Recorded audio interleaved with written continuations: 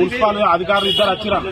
ఇద్దరు వచ్చి మీ షాపులు బంద్ చేయరు అన్నట్టు షాప్ బంద్ చేయరు మీకు అదే లైసెన్స్ కావాలన్నట లైసెన్స్ లేదట ఏ బంద్ చేయాలంటాడు అంతే దేనికని కూడా మాకు చెప్పాలి అన్న ఏంటిదంటే లైసెన్స్ కావాలంట ఆ లైసెన్స్ ఏందో నాకు తెలియదు ఆ లైసెన్స్ తీసుకుంటా అది ఏంటిదో కూడా నాకు తెలియదు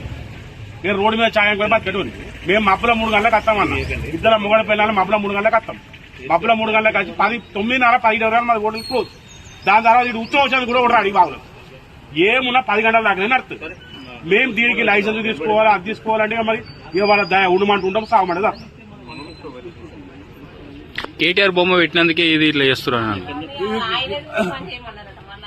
కేటీఆర్ ఫోటో పెట్టుకున్న మెయిన్ కారణం కేటీఆర్ ఫోటో పెట్టుకున్నా వాళ్ళకి కనుమండిది అద్దకు మించి ఏం లేదు ఎందుకు కేటీఆర్ బొమ్మ నా ప్రేమ నా ఇష్టం నాకు మా అన్న అనుకో నా అన్న